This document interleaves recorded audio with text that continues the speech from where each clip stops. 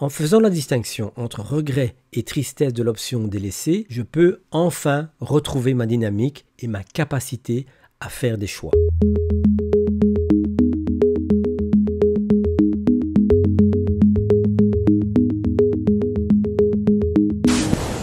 Salut les bienveilleurs, aujourd'hui une petite réflexion née d'une récente séance de coaching qui est de voir si oui ou non une décision engendre des regrets ou peut engendrer des regrets. En l'occurrence, il s'agit d'une personne qui devait faire un choix entre deux options. C'est un choix assez critique dans sa vie et elle, bien sûr, a peur qu'elle le regrette par après, quel que soit son choix. En fait, les deux choix s'avèrent être des choix, je dirais, de niveau équivalent. Donc, ce n'est pas une vraie option avec une petite option. Ce sont vraiment deux options, je dirais, à peu près équivalentes. Et même si, pour la personne, je dirais, il est assez clair qu'une option l'emporte sur l'autre, elle ne peut s'empêcher d'anticiper des regrets éventuels dans le futur. Alors je voulais simplement revenir sur cette réflexion et poser la question de la place des regrets dans les choix que nous faisons. Alors d'abord, il faut savoir, et vous le savez bien sûr, que tout choix d'une option impose de laisser ou d'abandonner ou de laisser de côté la seconde. Et que dire encore s'il y a plusieurs choix, c'est-à-dire plus que deux. Mais prenons le cas assez simple de deux options. En choisissant l'option A, vous êtes irrémédiablement condamné de laisser l'option B. Si je choisis la voiture rouge ou la voiture bleue, si je choisis la voiture bleue, eh bien, je dois faire mon deuil de la voiture rouge. C'est assez évident. Et si donc les deux options sont à peu près d'égale valeur, on peut vraiment se dire que le fait d'en abandonner une va me peser relativement lourdement, surtout si elles sont quasi égales. Toute la question est donc de savoir comment vous faites votre choix. Comment vous choisissez l'option au moment où vous êtes confronté à ce choix.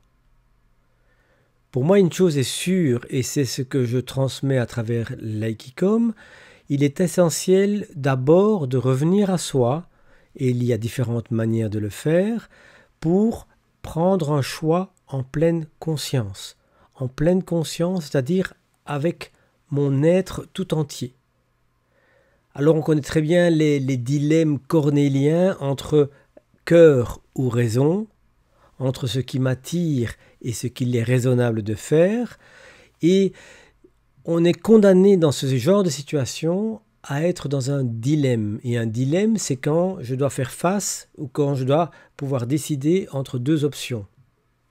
Le bleu ou le rouge, le cœur ou la raison. Pourquoi est-ce un dilemme? Mais tout simplement parce que si je me contente de me diviser, de me voir comme étant d'un côté un cœur, de l'autre côté un cerveau, une pensée, eh bien je suis déchiré au départ, avant même de prendre quelque décision que ce soit. Il est donc indispensable de se réunifier, de ne pas tomber dans le piège de tout à la raison ou bien le piège de tout à mon émotion. C'est pour ça que dans l'Aikicom, j'évoque le modèle de trois centres. Le premier centre est le centre cognitif, ma pensée. Le deuxième est le centre émotionnel, mes émotions, ce que je ressens par rapport à cette situation. Et le troisième est le centre somatique. Il est situé dans le ventre, le hara pour les Japonais, et c'est aussi le siège de ce qu'on appelle le cerveau entérique. Le cerveau entérique, c'est quelque part, pour moi, la base, le centre de mon intuition. Mon intuition est également ce qu'on appelle en anglais le gut feeling, c'est-à-dire le sentiment « je le sens » ou « je ne le sens pas ». Je l'ai dans les tripes ou je ne l'ai pas. Et parfois, on est avec des choix pour lesquels raisonnablement la solution s'impose et malgré tout, on ne va pas prendre la décision parce que je ne le sens pas. Par contre, ce qui est intéressant, c'est que dans le cas d'une prise de décision et d'autant plus quand elle est complexe, intense et peut-être lourde de conséquences potentielles, elle va m'engager pour des années ou pour des choix irrémédiables pour lesquels il n'y a pas de marche arrière, il est important de se réunifier à travers justement mes 3 centres.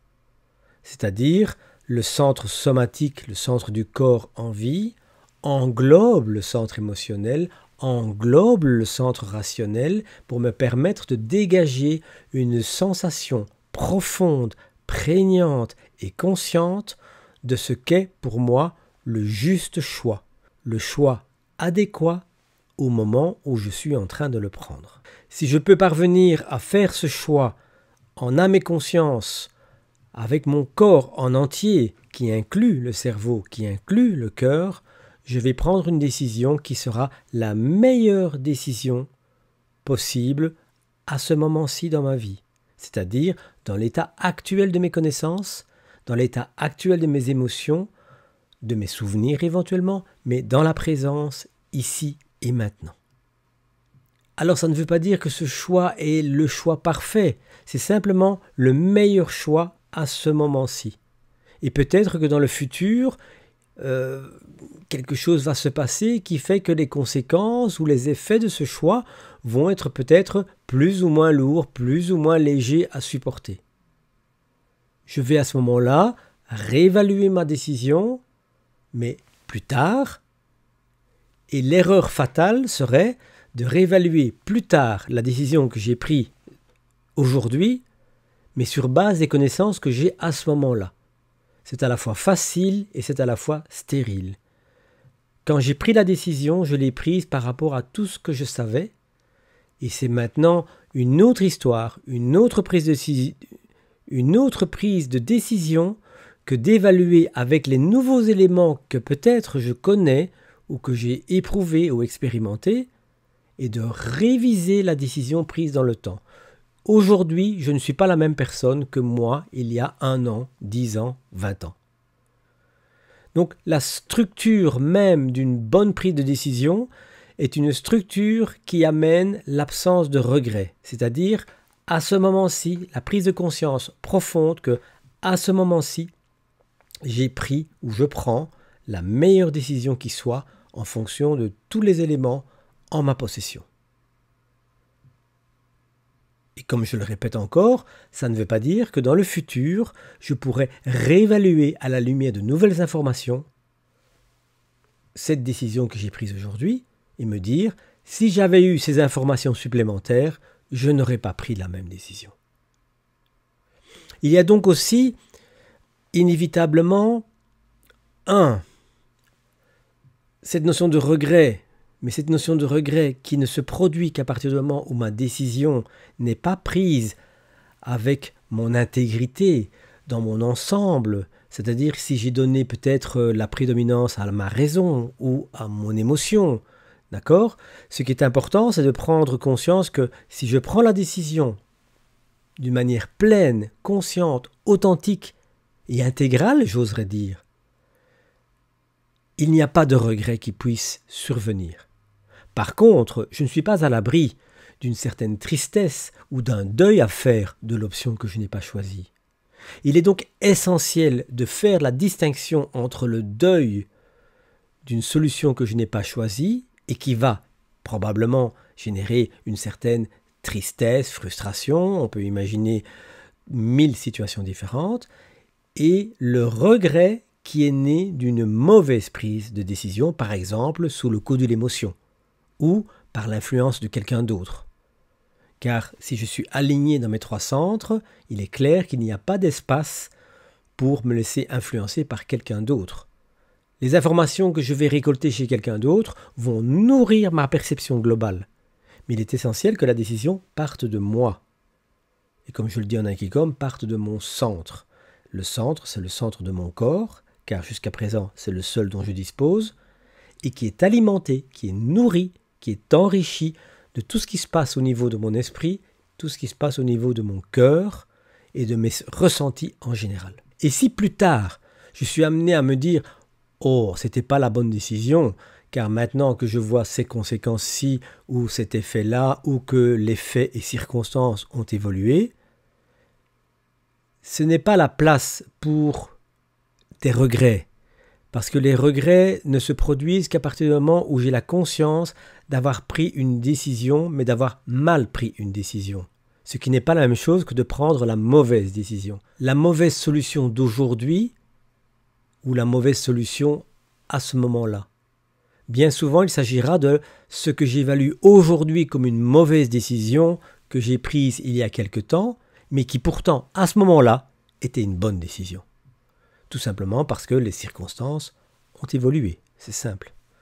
Il y a donc intérêt à bien comprendre deux choses. La première chose, c'est que j'évolue dans le temps. Et évaluer à un moment B une décision au moment A sur base des informations que je possède au moment B, c'est une excellente stratégie d'échec et de frustration. Je ne peux évaluer une décision au moment A qu'avec les éléments en ma possession à ce moment A. Par contre, si je constate que à ce moment A, je n'ai pas agi en pleine conscience dans mon entièreté, dans mon intégralité, ou dans mon intégrité même, à ce moment-là, je peux nourrir un regret parce que j'ai agi dans la précipitation, sous l'influence de conditions ou de personnes extérieures, ou sous le coup de l'émotion, ou sous le coup d'un raisonnement qui n'a pas pris en compte l'ensemble des éléments. Et donc, dans les situations où vous devez prendre une décision, vous pouvez parfois vous sentir bloqué, paralysé, au milieu des deux, dans un gué ou dans un purgatoire, appelez ça comme vous voulez. Je me retrouve dans cette situation où j'ai tellement peur d'avoir des regrets, c'est-à-dire de prendre la mauvaise décision, que je suis paralysé. Mais lorsque je suis paralysé dans cette situation, c'est pas simplement le deuil ou la tristesse d'abandonner l'option A, mais c'est bien celle d'abandonner l'option A et l'option B. C'est-à-dire une double source de frustration ou de tristesse, voire de colère d'ailleurs, tout simplement parce que je n'ai pas décidé par peur d'avoir des regrets. En résumé, prendre une décision, la prendre pleinement dans mon intégrité, c'est-à-dire dans l'alignement et le centrage de mes trois centres, et évaluer cette décision, ce choix, qui inévitablement va générer de la tristesse, parce que je dois laisser de côté une des options, c'est ça, choisir.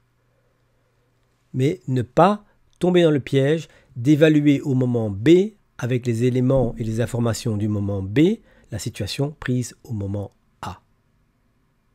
J'espère que c'est clair. C'est pour moi cette confusion entre la tristesse d'une option que je laisse et le regret sont de nature fortement différentes, même si elles génèrent des sensations de tristesse qui pourraient être comparables. Le problème et la différence, c'est que justement, en faisant la distinction entre regret et tristesse de l'option délaissée, je peux enfin retrouver ma dynamique et ma capacité à faire des choix. C'est ce que je voulais vous partager aujourd'hui. J'espère que ça va stimuler votre réflexion par rapport à ça. N'hésitez pas à mettre en commentaire des situations à laquelle cette petite vidéo vous fait penser ou des expériences que vous avez vécues et de voir comment vous avez traversé et comment vous feriez si vous deviez le faire peut-être un peu mieux en tenant compte de ces différences entre tristesse de l'option laissée et regret de ne pas avoir décidé ou anticipation de regrets futurs qui sont complètement chimériques et hypothétiques. Car c'est bien une dernière chose, je vous ai parlé d'une situation à un moment B où on réévalue une solution au moment A, mais il y a aussi la contamination du présent par le futur, c'est-à-dire je ne peux pas décider au moment A parce que j'anticipe, chose qui n'existe pas encore, un regret au moment B si les situations évoluent d'une certaine manière ou d'une autre.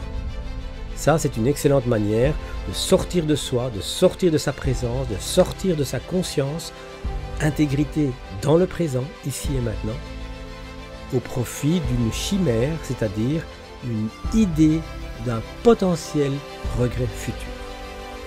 Allez, bonne réflexion et à bientôt. Ciao.